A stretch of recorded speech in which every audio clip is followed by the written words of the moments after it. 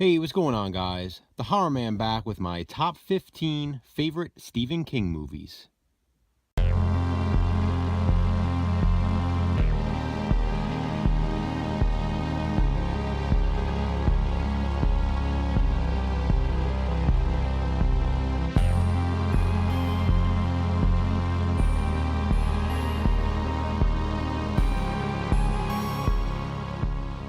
Now, when I say Stephen King movies, I of course mean the film adaptations of his written work, because he's only actually directed one film himself, and that film being Maximum Overdrive. With that being said, I am not necessarily saying these are the best adaptations of his stories, or my favorite books by him.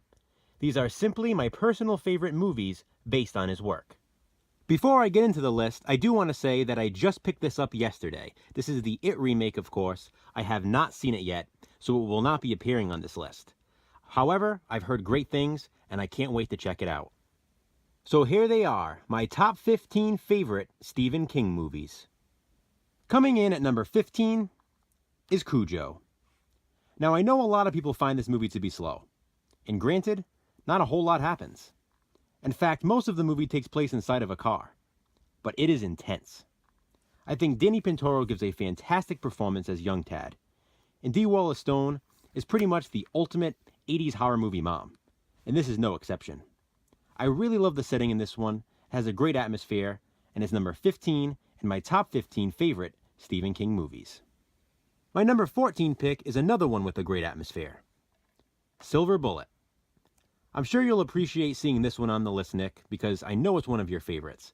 So I had to include it on here for that reason alone. But I have to admit, it is pretty awesome. I'm not usually a huge fan of werewolf films, but this is definitely one of the better ones. It stars Corey Haim and the crazy Gary Busey in a really good role. It's number 14 in my top 15.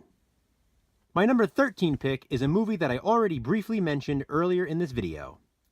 Maximum Overdrive. This is based on Stephen King's short story, Trucks, and it's the only film that Stephen King directed himself. Now, it's not that good. Any fan of this movie will admit that, but it's a lot of fun. It's way cheesier than it should be, but it has a fantastic soundtrack, and it stars Emilio Estevez. I used to watch this movie so much growing up, and I still enjoy it to this day. Coming in at number 12 is Cat's Eye. Cat's Eye is a horror anthology featuring 2 Stephen King adaptations and a third story written specifically for the film. It also includes a wraparound story starring a cat.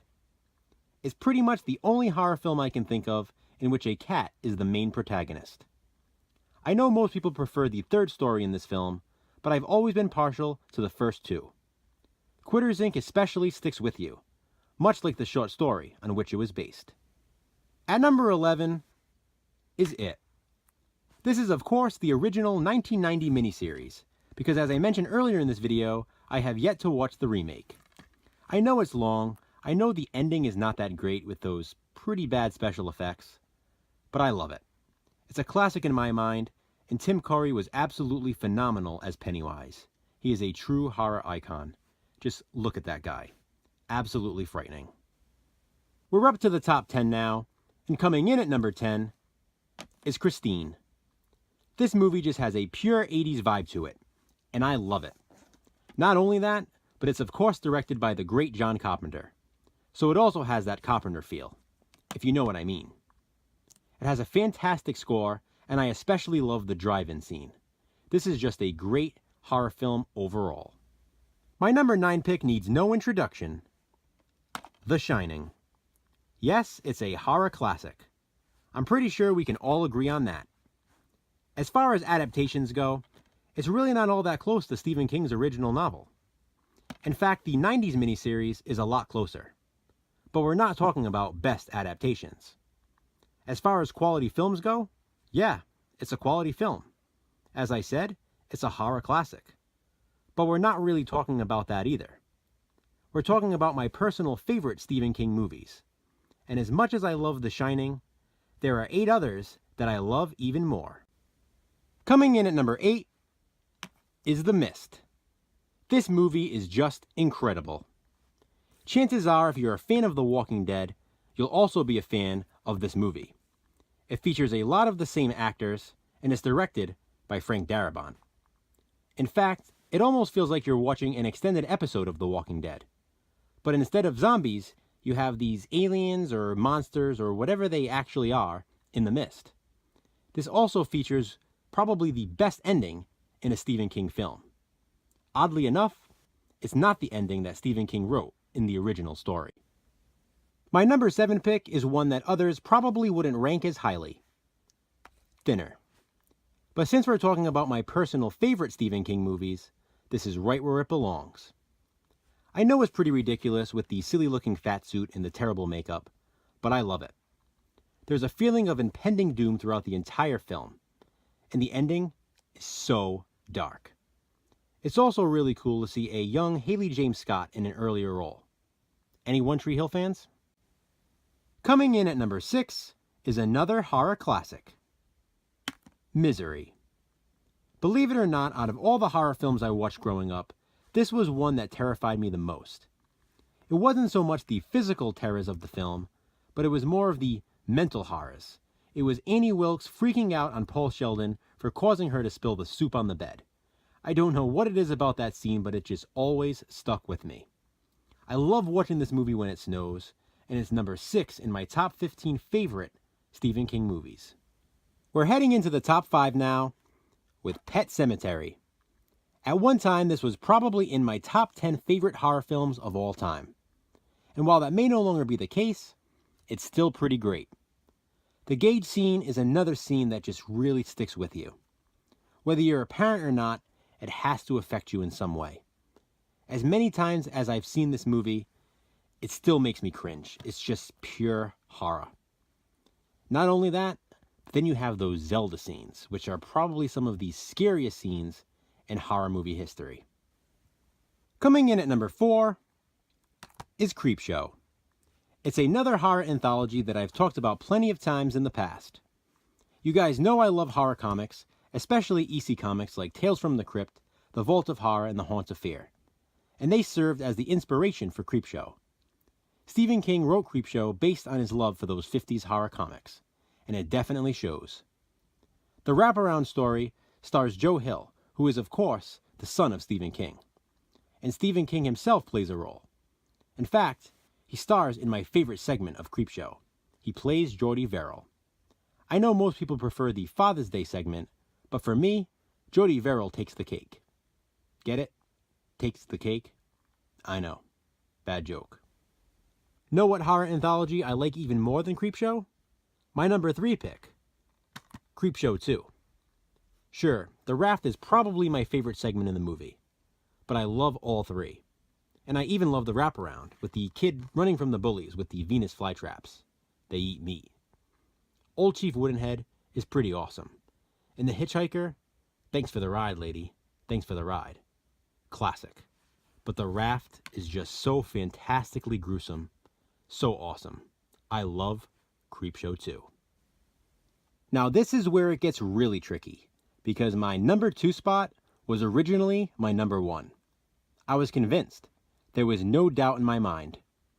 But somehow, when I was compiling this list, getting ready to film this video, I switched it out for another one.